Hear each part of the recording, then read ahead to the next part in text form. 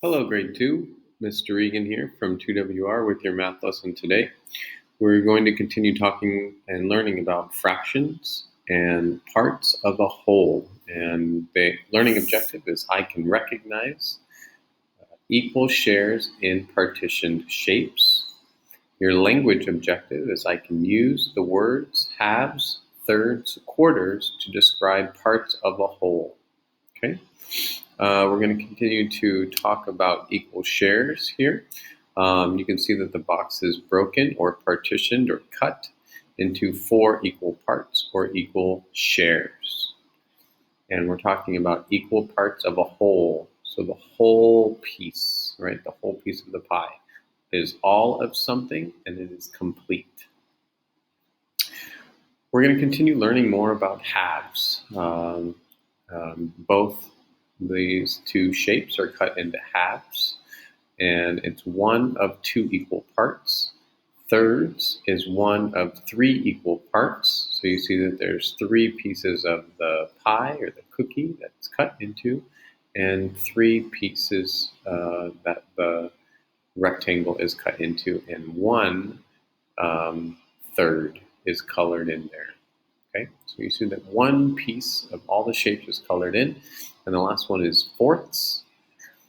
And you see that 1 of the 4 pieces is colored in, so that we say that's 1/4 or 1 of 4 equal parts. Okay, so we have halves, thirds, fourths. What we're also going to be talking about is the numerator and the denominator. Can you say that word with me? Say numerator. Great. Say denominator. Great. One way we think of numerator is the number. You might see that NUM, number, and that's going to be the number on the top of the line, okay? And the number of parts or sets you are talking about, okay? And that's called the numerator, the number on top, okay? And the denominator, you might think of it as D for downstairs, or describes the number of equal parts or sets in the whole. So the circle is broken into 4 equal shares. That's the denominator. But you see that 3 of the 4 are colored in, and that's the numerator. So that's the number on top.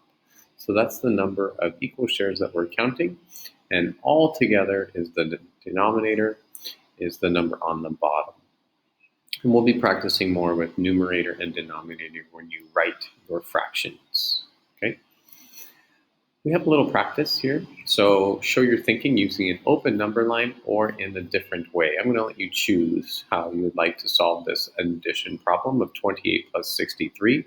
You're going to go ahead and I'm going to show you my answer here, and you can pause the video when you want to try and practice this on a piece of paper. And then number 2 is draw 2 different quadrilaterals. Write 3 attributes for each quadrilateral. Remember, attribute is how we describe a shape or the characteristics of the object, such as the shape, color, size, etc. That's how we use the attributes. Okay? Go ahead and you can pause the video and you can work on those 2 problems. Good luck.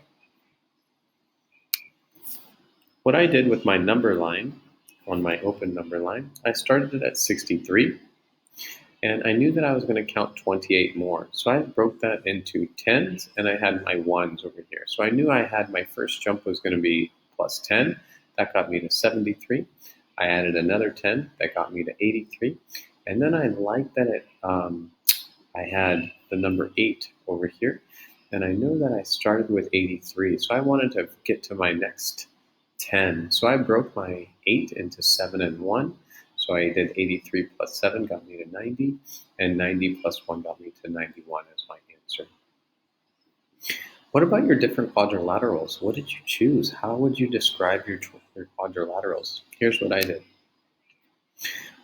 I made a square, and I also made a trapezoid. And how I described those shapes using those attributes, I said the square has all sides the same. It has 4 sides, and it is orange. My other shape is the trapezoid, which is blue. It has 4 sides, and it has 2 parallel sides. So this top part and this bottom part, we know that those lines are parallel. They're never going to touch if those were straight lines. These 2 sides are not parallel because eventually they're going to touch here as it made the top of the triangle. So I know that those two sides are not parallel, but my shape has two parallel sides. Okay, there you go. Great job on that review. What we're also going to be learning about is how we can partition this rectangle into two equal pieces. So I have my rectangle here, and I want you to pause the video and think about how you might break this rectangle up into two different equal pieces. How did you know that will work? Is there another way to partition the rectangle into two equal pieces? Go ahead and try it out.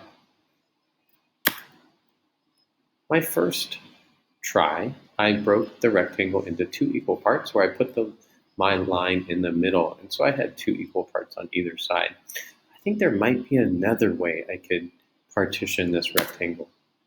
What if I did it this way? Yeah, that also makes two equal parts there. I think that works. Is there another way I could partition this rectangle? What do you think?